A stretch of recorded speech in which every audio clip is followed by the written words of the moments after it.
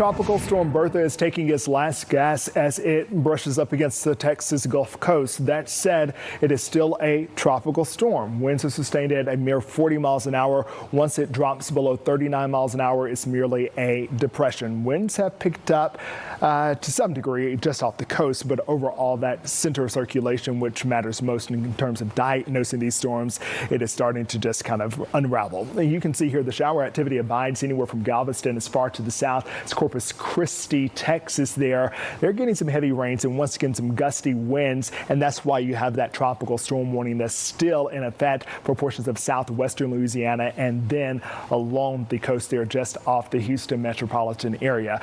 Rain will continue to fall through the overnight hours, but I think this is going to likely be the last update we get on it because once again by 11 o'clock tonight we're expecting its wind field to really start to diminish with winds in the 30s, giving it the status as a tropical depression, and it will then at that point lose its name. While we are looking down to the south, we got to keep our eyes on the skies here at home because there is an elevated risk for flash floods. You may not have gotten rain or storms today, maybe not tonight, but I think everybody is likely going to get some tomorrow. I'll be tracking that threat tonight when I see you at 10. All right, Jonathan, thanks. The House votes on legislation to stop Congress from owning stocks. The bill passed with more than a dozen Democrats joining Republicans.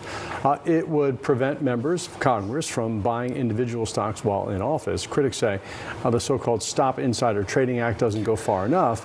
While it limits lawmakers from buying and selling stocks, the measure would still allow them to keep the ones they've already purchased.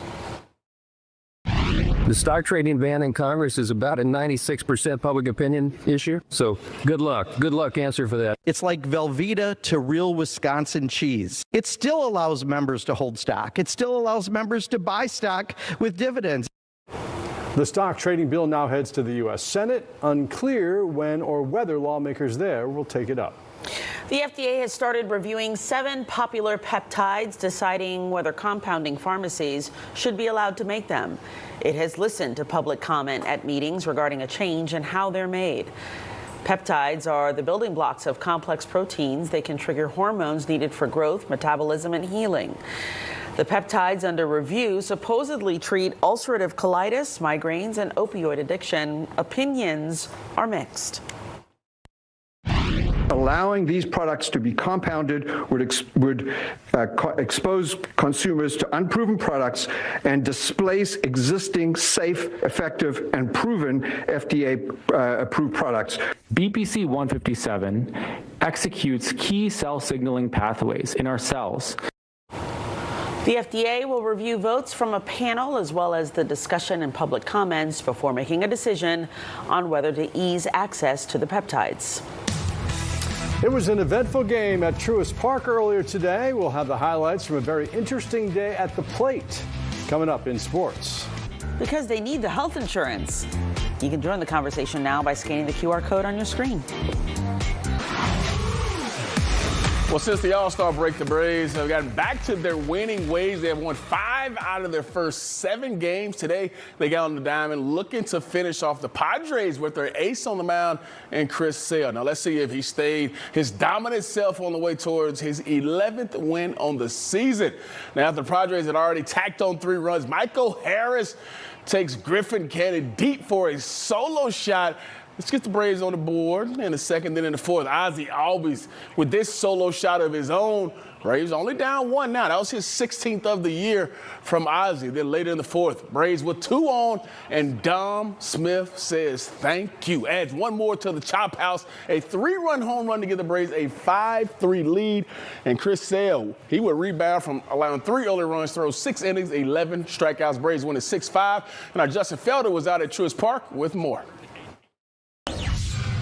I really felt like I let our guys down in that situation. After giving up 3 early runs against the Padres, Chris Sale didn't get mad. He got even. But that's going to drop a little bit. Actually, you know what? He did also get mad. Hitting a guy, walking a guy, and then giving up an 0-2 hit, that's enough to just piss you off. You can see him when he starts rage pitching a little bit. Walt used the phrase rage pitching for when he gets mad and channels it. Yeah. Have you ever noticed that out of him? I mean, come on, that's, he's made a living off of that. My job after that, I can't erase the 3 runs, but I can do my best to just keep them at 3, because 3's a solid number to have a chance in that game. Our offense, 3 runs, I still felt confident. He swept the leg. He struck him out. So if Chris Sale is rage pitching, Braves fans are anything but rage watching. Their team is now 5-2 since the All-Star break, won their first 2 series of the second half, and that comes after the Braves only won 1 of their final 6 series before the All-Star break. Come back from the break, the first half was kind of a little crazy, so we got that rest in, and we're just looking forward to just playing good ball in the second half. I said it, I threw the first game out of the break. It was almost like another opening day, so getting off to a good start helps, for a boost into the second half. An elite pitcher in Chris Sale helped the Braves start the second half fast, and an elite hitter might help keep it going. After Thursday's game, Walt Weiss said there's a chance we see Ronald Acuna Jr. make his return this weekend in Atlanta's series up in Baltimore. Acuna's been rehabbing a hamstring injury with the Gwinnett Stripers. At Truist Park, I'm Justin Felder, Fox 5 Sports. All right, thanks, Justin. Well, the Gwinnett Stripers may have one of the most talented lineups right now with Ronald Acuna Jr., Carlos Santana, and this guy, veteran Andrew McCutchen, who joined them on Tuesday after being released by the Rangers. Now, McCutchen has played in the MLB for 18 seasons, spanning from his major league debut in 2009 through his recent stint with the Rangers. He's played for 6 different teams and is hoping he can add the Bravos to that list. Quite nostalgic. I joked with someone yesterday. I said my last time that I was in Gwinnett, Tom Glavine was on the mound. And so that goes to show how long I've been around, I guess. But it's been great, and it's been great to be around the guys. And I just look forward to being around them, getting to know them getting to know me and my personality a little bit. And why is it so important for you to be here right now, grinding in AAA, trying to get there and trying to get back to the major leagues and play for the Braves? I mean, that's the ultimate goal, and that should be the goal for everyone here, is to have the opportunity to be able to get there and help that ball club win in any way they can. It's a great group there. They're doing well. Just hope to have the opportunity to be able to make them even better. All right, good stuff there from Victor. U.S. Men's Beach Soccer National Team is holding its training camp at Arthur M. Blank U.S. Soccer National Training Center. The 200-acre national hub features specialized sand courts designed specifically for the teams. And head coach Marcelo Mendez assembled an 18-player squad for this historic camp. And they're hoping more people come out to watch. It's very much a different game, so I always try to invite people to come out and see a game. I know we don't have a ton of things going on domestically, but if you're able to get to a game and see it in person, it's like so crazy. It doesn't quite translate sometimes on TV how much is actually happening on the field. That's kind of with every sport, but here the amount of aerial things that are happening, the bikes, the flicks, the juggling, you really have to see it in person. There's music going. It's kind of just a party.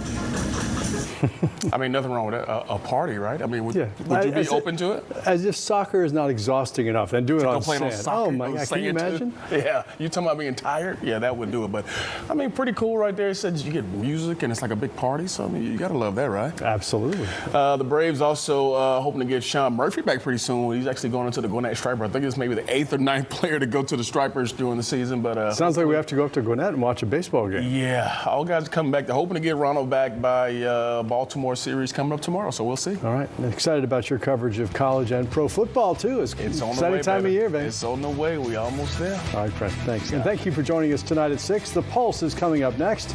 I hope you join us for Fox 5 News at 10 later tonight.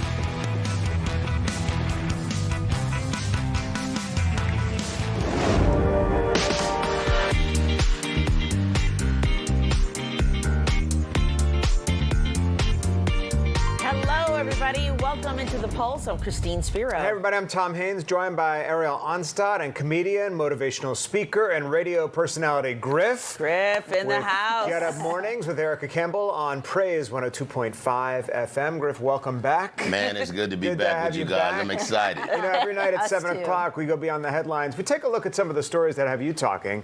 Tonight, OpenAI goes rogue during testing, triggering a cyber attack. We're going to talk about that. A new report lays out the reason why so many people stay in jobs they hate. The money. And not what you think, actually. And an NBA team explains themselves after a major mix-up online involving none other than LeBron James. Right.